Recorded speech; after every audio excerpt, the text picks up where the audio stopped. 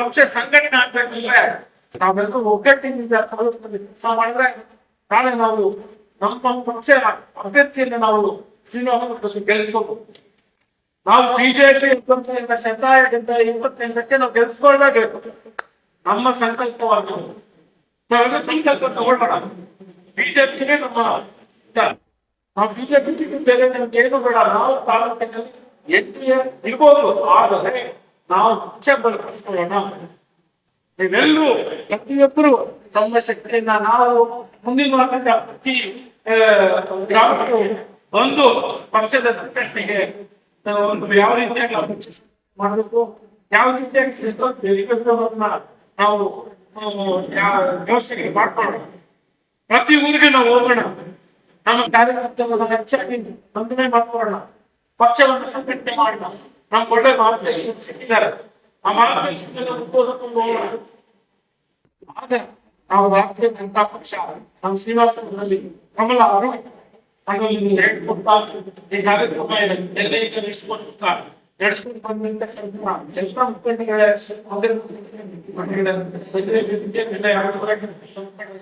ನಾವು ಪಕ್ಷ ಸಂಘಟನೆ ಮಾಡೋದಕ್ಕೆ ನಾವೆಲ್ಲರೂ ಸೇರಿ ಒಂದಾಗಿ ಪಕ್ಷವನ್ನು ಕಟ್ಟೋಣ ಅಂತ ಹೇಳಿದ ನನಗೆ ಒಂದು ಸಭೆಯಲ್ಲಿ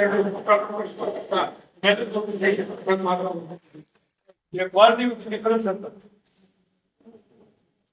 ಬಿಜೆಪಿ ಅಂದಿನ ಕಾಲದಲ್ಲಿದ್ದಂತ ಎಲ್ಲಾ ವಿಭಿನ್ನವಾದ ಪಕ್ಷ. ಆ ಪಕ್ಷದ ಮುಖ್ಯ ಧ್ಯೇಯ ಏನು ಅಂದ್ರೆ ರಾಷ್ಟ್ರ ಮೊದಲು, ರಾಷ್ಟ್ರ ಸೇವೆ ನನ್ನ ಧರ್ಮ.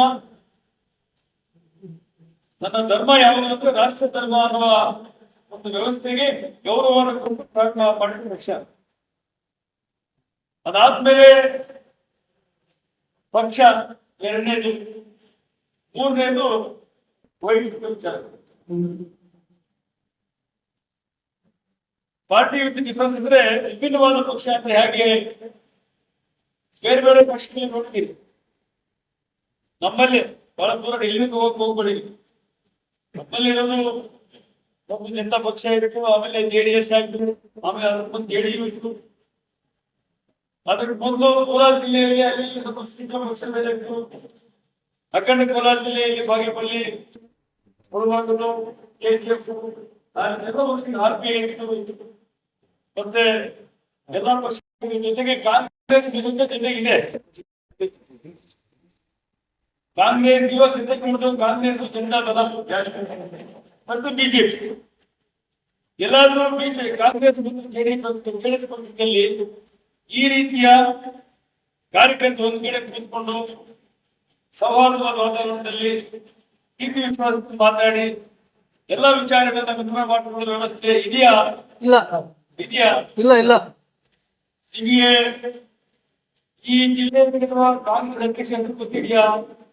ಗೊತ್ತಿಲ್ಲ. JDS ಅಧ್ಯಕ್ಷ ಹೆಸರು ಗೊತ್ತಿದೆಯಾ? ಇಲ್ಲ. ಆದ್ರೆ ಬಿಜೆಪಿ ಜಿಲ್ಲಾಧ್ಯಕ್ಷ ಯಾರು? ಓಂ ಶಕ್ತಿ ಸಲ್ಪತಿ. ಶ್ರೀನಿವಾಸ ಅಧ್ಯಕ್ಷ ಯಾರು? ಚಂದ್ರಣ್ಣ. ಅಂದ್ರೆ ಭಾರತೀಯ ಜನತಾ ಪಾರ್ಟಿ ಸಂಘಟನಾತ್ಮಕವಾಗಿ ಕಾರ್ಯಕರ್ತರ ಪಕ್ಷ. ಕಾರ್ಯಕರ್ತರೆಲ್ಲ ಸೇರಿ ಒಂದ್ ಕಡೆ ಸೇರಿ ಪಕ್ಷವನ್ನ ಸಂಘಟನೆ ಜೊತೆಗೆ ದೇಶವನ್ನ ಕಾಪಾಡಬೇಕು ಅನ್ನುವ ಒಂದು ಮುಂದಾಲೋಚನೆ ಹೊಂದಿರುವ ಪಕ್ಷ ಬಿಜೆಪಿ. ತುಂಬಾ ಜನ ಈ ಪ್ರಶಿಕ್ಷಣ ವರ್ಗದಲ್ಲಿ ಹೊಸಬರು ಕೂಡ ಭಾಗಿಯಾಗಿರೋದು ಒಳ್ಳೆಯ ಸಂತೋಷದ ವಿಚಾರ. ಒಂದು ಅಷ್ಟು ಜನ ಒಂದು 10 ವರ್ಷ 5 ವರ್ಷ ಹಿಂದೆ ಇದನ್ನ ಅಭ್ಯಾಸ ವರ್ಗ ಅಂತ ಕರೀತಾ ಇದ್ರು ಬಿಜೆಪಿಯಲ್ಲಿ. ಇದನ್ನ ಈಗ ಪ್ರಶಿಕ್ಷಣವಂತ ವರ್ಗ ಅಂತ ಕರೀತಾ ಇದ್ದಾರೆ.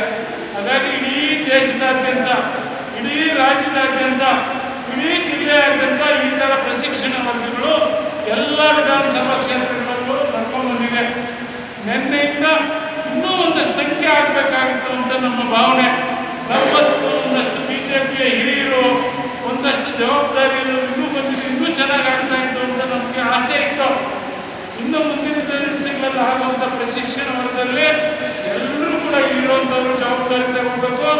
ನಮ್ಮ ಪದಾಧಿಕಾರಿಗಳು ಜವಾಬ್ದಾರಿ ತಗೊಳ್ಬೇಕು. ನಮ್ಮಲ್ಲಿರುವಂಥ ಹಿರಿಯ ಮುಖಂಡರು ಕೂಡ ಜವಾಬ್ದಾರಿಗಳನ್ನು ತಗೋಬೇಕಾಗಿದೆ. ನಿನ್ನೆಯಿಂದ ನಮಗೆ ಒಳ್ಳೆ ಶಿಕ್ಷಣ ಸಿಕ್ಕಿದೆ. ನಾವು ಬಿಜೆಪಿ ನಮ್ಮ ಕರ್ತವ್ಯ ಏನು, ಬಿಜೆಪಿ ಬೆಳೆದು ಬಂದ ದಾರಿ, ನಮ್ಮ ಸರ್ಕಾರದ ಸಾಧನೆಗಳು,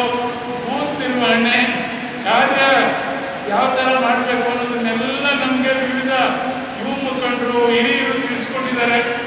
ನಮ್ಮ ಮುಂದಿನ ಕಾರ್ಯಯೋಜನೆ ಬೂತ್ ಮಟ್ಟಕ್ಕೆ ಹೋಗಬೇಕು. ನಮ್ಮ ಕಾರ್ಯ ವಿಸ್ತಾರ ಎಲ್ಲ ಪಂಚಾಯಿತಿಗಳಿಗೆ ಹೋಗಿ ಎಲ್ಲ ಕಾರ್ಯಕರ್ತರನ್ನು ಭೇಟಿಯಾಗಿ ಪ್ರೀತಿ ವಿಶ್ವಾಸದಿಂದ ಅವ್ರನ್ನ ಬೆರೆತು 287 ಬೂತಲ್ಲೂ ಕೂಡ ನಮ್ಮ ಬೂತ್ ಸಮಿತಿಗಳಾಗಬೇಕು. 287 ಬೂತ್ಗಳಲ್ಲೂ ನಮ್ಮ PLA ಇರಬೇಕು. 287 ಬೂತಲ್ಲೂ ಕೂಡ ಶ್ರೀನಿವಾಸಪುರದಲ್ಲೇ ಒಳ್ಳೆ ಗಟ್ಟಿ ಕಾರ್ಯಕರ್ತರಿದ್ದಾರೆ ಅಂತ ಕಾಂಗ್ರೆಸ್ಗೆ JDSಗೆ ನಾವು ಸೆಂಟು ಹೊಡೆದು ನಿಲ್ಲಬೇಕು. ಬರುವಂತ 2028 ವಿಧಾನಸಭಾ ಚುನಾವಣೆಯಲ್ಲಿ, ಬರುವಂತ ತಾಲೂಕು ಪಂಚಾಯತಿ, ಜಿಲ್ಲಾ ಪಂಚಾಯತಿ ಚುನಾವಣೆಯಲ್ಲಿ, ಬರುವಂತ ಗ್ರಾಮ ಪಂಚಾಯತಿ ಚುನಾವಣೆಯಲ್ಲಿ ಎಲ್ಲ ಕಡೆ ಬಿಜೆಪಿ ಅಭ್ಯರ್ಥಿಗಳನ್ನ ನಾವು ಹಾಕಬೇಕು. ಬರುವಂತ ಚುನಾವಣೆಗಳಲ್ಲಿ ಬಿಜೆಪಿ ಅಭ್ಯರ್ಥಿಗಳನ್ನು ಗೆಲ್ಲಿಸಬೇಕು. ಇಷ್ಟು ದಿವಸ MP ಗೆಲ್ಲಿಸಿದ್ದೀವಿ, MLA ಗೆಲ್ಲಿಸಿದ್ದೀವಿ.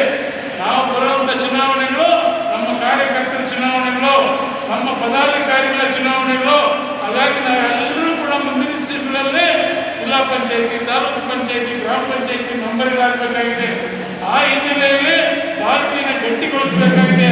ನಮ್ಮ ಚಂದ್ರಶೇಖರ್ ಅವರು ಮಂಡಲ ಅಧ್ಯಕ್ಷರು, ನಮ್ಮ PL ನಾಗರಾಜ್ ರೆಡ್ಡಿ ಅವರು, ನಾಗಭೂಷಣ್ ಅವರು, ನಾವೆಲ್ಲ ಸೇರಿ ಮುಂದಿನ ದಿವಸಗಳಲ್ಲಿ ಇಡೀ ಕ್ಷೇತ್ರಾದ್ಯಂತ ಪ್ರವಾಸ ಮಾಡಿ ಎಲ್ಲರನ್ನು ಒಟ್ಟುಗೂಡಿಸಿ ಭಾರತೀಯ ಜನತಾ ಪಾರ್ಟಿಯನ್ನ ಶ್ರೀನಿವಾಸಪುರದಲ್ಲಿ ಮತ್ತೆ ಕಮಲ ಅರಳಿಸಬೇಕು.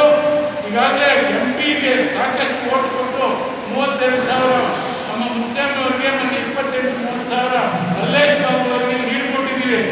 ಇವತ್ತು ಮತದಾರರು ಬಿಜೆಪಿ ಪರ ಇದ್ದಾರೆ, ಮೋದಿ ಪರ ಇದ್ದಾರೆ, ಕಮಲದ ಪರ ಇದ್ದಾರೆ. ನಾವು ಒಂದಷ್ಟು ವಿಚಾರಗಳನ್ನ ತಿಳ್ಕೋಬೇಕು.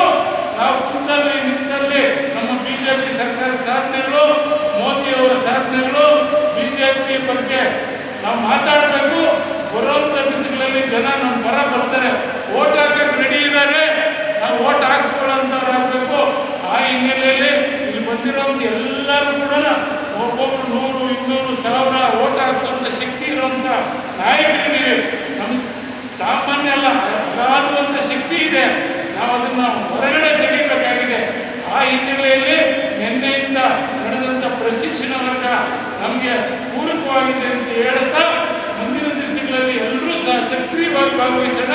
ಬಿಜೆಪಿಯನ್ನು ಕಟ್ಟೋಣ. ಎಲ್ಲರೂ ಸಹಕಾರದಿಂದ ಚುನಾವಣೆಗಳಲ್ಲಿ ಮುಂದೆ ಬರುವಂಥ ಎಲ್ಲ ಚುನಾವಣೆಗಳನ್ನು ಜಯಗಳಿಸೋಣ ಅಂತ ಹೇಳ್ತಾ, ಈ ಅವಕಾಶವನ್ನು ಕೊಟ್ಟಂತ ಎಲ್ಲರಿಗೂ ಅನಿಸ್ತಾ ನನ್ನ ಮಾತನ್ನು ಮುಗಿಸ್ತಾ ಇದ್ದೀನಿ. ನಮಸ್ಕಾರ. ಅನೇಕ ಕಾರ್ಯಕ್ರಮಗಳನ್ನು ಮಾಡಿದ್ದೀವಿ. ಏನು ಪ್ರತಿಯೊಂದು ಕಾರ್ಯಕ್ರಮದ ವಿಚಾರಗಳು, ಇವತ್ತಿನ ವಿಚಾರ ಏನು, ನಿನ್ನೆಯಿಂದ ಏನು ತಿಳ್ಕೊಂಡಿದ್ದೀವಿ, ನಿನ್ನೆಯಿಂದ ನಮ್ಗೆ ಯಾರು ಮಾರ್ಗದರ್ಶನ ನೀಡಿದ್ದಾರೆ, ನಾವೆಲ್ಲರೂ ಕೂಡ ಕಲಿಯಬೇಕು ಅಂತ 2 ದಿನದಿಂದ ಮಾಡಿದ್ದೀವಿ. ಪ್ರಶಿಕ್ಷಣ ವರ್ಗ ಅಂದರೆ ನಮ್ಮ ಜವಾಬ್ದಾರಿ PLA 2 ಅಂದರೆ PLA 1 ಅಂದರೆ ಇದು ತಿಳ್ಕೊಳ್ಳೋಕ್ಕೆ ನಾವು ಅನೇಕ ನಮ್ಮ ಕೇಂದ್ರ ಸರ್ಕಾರ ಸಾಧನೆಗಳು ಅದೊಂದು ಕಡೆ ಮುಖ್ಯವಾದ ವಿಚಾರ. ಕೇಂದ್ರ ಸರ್ಕಾರದ ಸಾಧನೆಗಳು ತಿಳ್ಕೊಬೇಕು, ಮೋದಿಯವರ ನಾಯಕತ್ವವನ್ನು ತಿಳ್ಕೊಬೇಕು.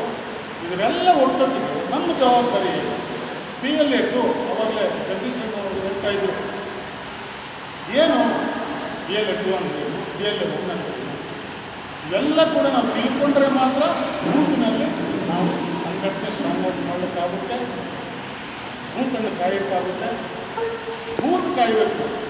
ಹಾಗಾದರೆ ಏನು ಮಾಡಬೇಕು ಇರುವಂಥ ವಿಚಾರಗಳನ್ನು ಸಮಗ್ರವಾದಂಥ ವಿಚಾರ ತಿಳ್ಕೊಂಡಿದ್ದೀವಿ.